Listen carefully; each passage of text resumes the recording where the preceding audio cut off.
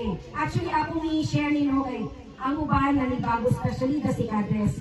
Actually, from Eastern Iligan, this is our tradition.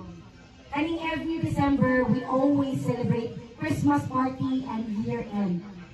So this time, mahimo ni siyang first time na ato ni siyang i-celebrate together with the Rover Scouts.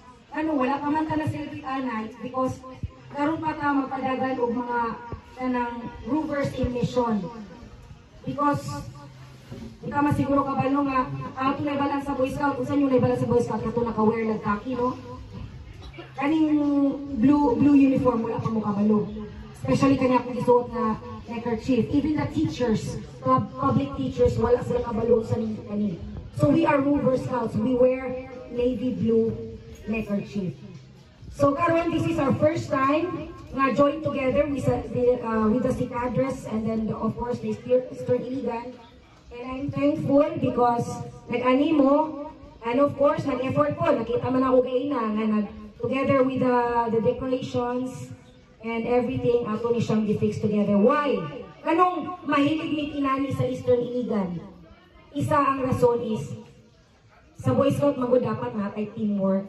Now, dili na ito makita ang teamwork kung yan lang kadiri nag-beach outing. We just bring our own clothes, our own towels, and then we go to the beach and then eat. After that one, we leave the atong kinanan, ang ubang gali, ang kinanan, ginabilin ra nga, wala ginahipos ang table. In scouting, dili na pwede. After our event, we need to clean up all the area because ato na malitok later ang about sa scout oath and law. Scout is always clean. So clean ka dapat, no? And ako tong balikon, Randy, katong ang mga Rover Scouts na sila, would it be, is it automatic to be a member in Eastern Iligan? Actually, in Eastern Iligan, we have two types of members. We have associate member and we have active member. First, associate member, muna silang member na kuyog-kuyog lang. Walay responsibility, walay oath nga.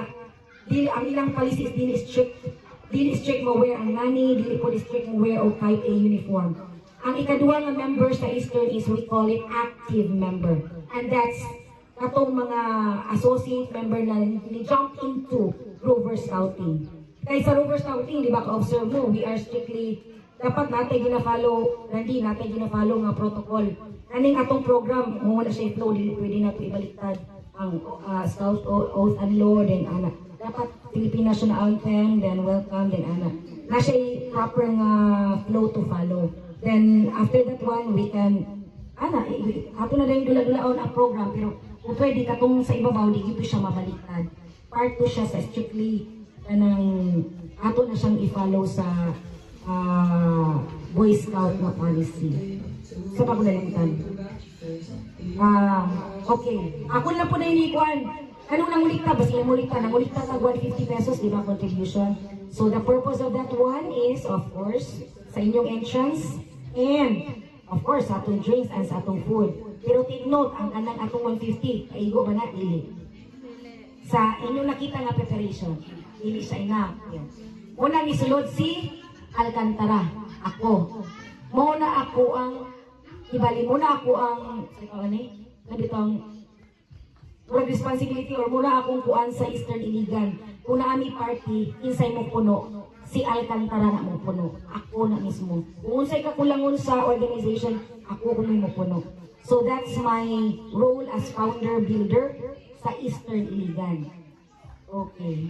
And then, of course, ako din i-welcome akong kuan. Si President, muna nag-start na tanong, early, nag-start na ta, wala na ta nagulat sa uban, is because, of course, I'm here. I'm here na daan. Plus, my president is here, Kailin Utara. Of course, our MC, Randy Kuko na ana. Why should we wait others, no? Na, scouting mangkata. And then, we are so hungry already. Unsa na oras? Yes, we are so hungry already for waiting others, di ba? So, mag-start na ta. Di na siguro ako padakuan and hopefully, kani mga first time pa nila akong akuan, mag-ila-ila pa ta more activities and more events soon. Hopefully, kung natin mga civic parade, maka-attend ta. Ay kita bitaw nga Boy Scout, no? We are part of the men in uniform. Kabalo mo sa men in uniform? Police, BFP, reservist, part na taana magpanon, kung pwede naka-complete uniform ta. Welcome taana, and we are always kanang invited by the local government unit, kaning Boy Scouts. So, maparimay na po din ko, no? Since nag-Rover Scout naman mo, mag-invest na po ta dinahinay sa ato ang uniform na type A. Nakakita na mo sa type A uniform, no? So kani maghinay na putani para hopefully by soon maka-attend na putaan ng mga civil parade. At least maka-share bitaw ta sa atong attendance there sa community service, especially sa Iligan City. And we Boy Scout are always welcome man to attend the civic parade.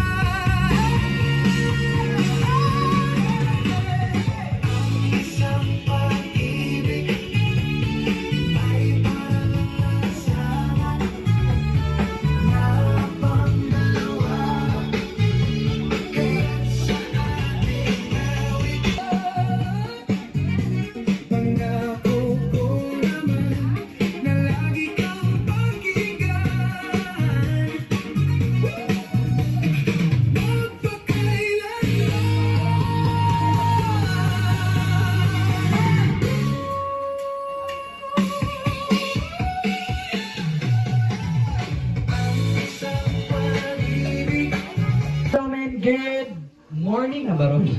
Good afternoon.